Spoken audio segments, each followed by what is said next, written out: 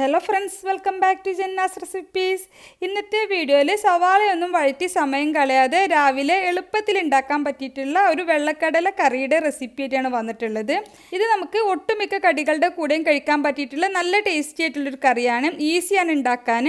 അപ്പോൾ നമുക്കിത് എങ്ങനെയാണ് ഉണ്ടാക്കുന്നതെന്ന് നോക്കാം. പിന്നെ വീഡിയോ കണ്ടുകൊണ്ടിരിക്കുന്ന സമയത്ത് നിങ്ങൾക്ക് ഈ റെസിപ്പി ഇഷ്ടമാവുകയാണെന്നുണ്ടെങ്കിൽ ഒന്ന് ലൈക്ക് ചെയ്ത് സപ്പോർട്ട് ചെയ്യാനും ചാനൽ ഇതുവരെ സബ്സ്ക്രൈബ് ചെയ്തിട്ടില്ലെങ്കിൽ ചാനലൊന്ന് സബ്സ്ക്രൈബ് ചെയ്യാനും മറക്കരുത്. അപ്പോൾ ഈ കടലക്കറി ഉണ്ടാക്കാനായിട്ട് 1 കപ്പ് വെള്ളക്കടല തലേന്ന് രാത്രി തന്നെ വെള്ളത്തിലിട്ട് കുതിർത്താൻ വെച്ചിട്ടുണ്ടായിരുന്നു. നന്നായിട്ട് കഴുകിയതിന് ശേഷം ഈ കടല കുക്കറിലേക്ക് ഇടാം. ഇനി ഇതിലേക്ക് ഒരു വലിയ സവാള കട്ട് ചെയ്തിട്ട് അതുകൂടി ഇട്ട് കൊടുക്കാം. ചെറുതാണെങ്കിൽ 2 എണ്ണം എടുക്കണം. അതിൻ്റെ കൂടെ തന്നെ ഒരു ചെറിയ ഉരുളക്കിഴങ്ങ് കട്ട് ചെയ്തിട്ട് അതുകൂടി ഇതിലേക്ക് ഇട്ട് കൊടുക്കുന്നുണ്ട്. ഉരുളക്കിഴങ്ങിൻ്റെ അളവ് കൂടണ്ട, ഒരു ചെറിയ ഉരുളക്കിഴങ്ങ് എടുത്താൽ മതി. പിന്നെ മീഡിയം സൈസിലുള്ള ഒരു തക്കാളി ചേർക്കുന്നുണ്ട്. എരിവിനായിട്ട് 2 പച്ചമുളകാണ് ചേർക്കുന്നത്. നമ്മളുടെ പച്ചമുളകിൻ്റെ എരിവിനനുസരിച്ചിട്ട് എരിവ് ഇഷ്ടമുള്ളവർക്ക് കൂട്ടിയെടുക്കാം. പിന്നെ ഒരു 6-7 അല്ലി വെളുത്തുള്ളി ചേർക്കാം. പിന്നെ കുറച്ച് കറിവേപ്പില ചേർക്കുന്നുണ്ട്.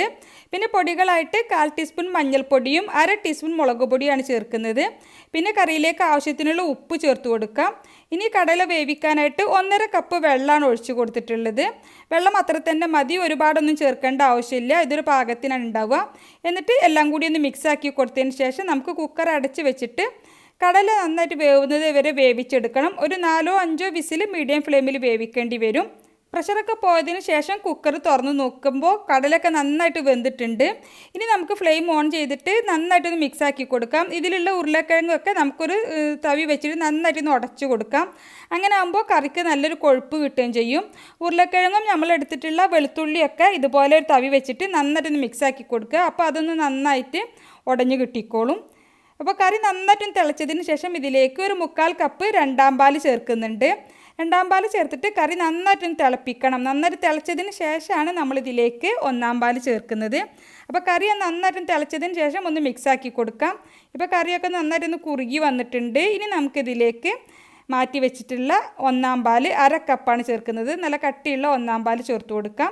എന്നിട്ട് നന്നായിട്ടൊന്ന് മിക്സാക്കി കൊടുത്താൽ മതി. ഇനി നമ്മളിത് തിളപ്പിക്കേണ്ട ആവശ്യമൊന്നുമില്ല. ഈ കറിയുടെ ആ ചൂടിൽ ഒന്ന് ചൂടായി വന്നാൽ മതി.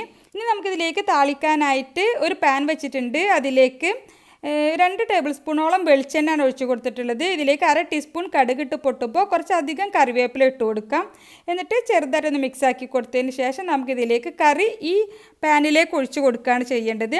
എന്നിട്ട് നന്നായിട്ടൊന്ന് മിക്സാക്കി കൊടുത്തിട്ട് കറിയൊക്കെ ഒന്ന് തിളച്ച് വരുന്ന സമയത്ത് നമുക്ക് ഫ്ലെയിം ഓഫ് ചെയ്യാം.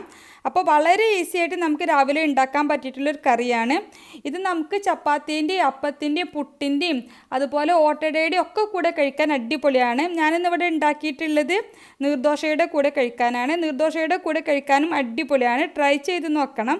അപ്പോൾ ട്രൈ ചെയ്ത് നോക്കിയിട്ട് നിങ്ങളുടെ അഭിപ്രായം കമൻ്റായിട്ട് അറിയിക്കണം. നിങ്ങൾക്ക് ഈ റെസിപ്പി ഇഷ്ടമെങ്കിൽ ഒന്ന് ലൈക്ക് ചെയ്യാനും ചാനൽ ഇതുവരെ സബ്സ്ക്രൈബ് ചെയ്തിട്ടില്ലെങ്കിൽ ചാനലൊന്ന് സബ്സ്ക്രൈബ് ചെയ്ത് സപ്പോർട്ട് ചെയ്യാനും മറക്കരുത്. അപ്പോൾ ഇൻഷാ അല്ലാഹ് മറ്റൊരു അടിപൊളി റെസിപ്പിയുമായിട്ട് നമുക്ക് വീണ്ടും കാണാം. Thank you for watching.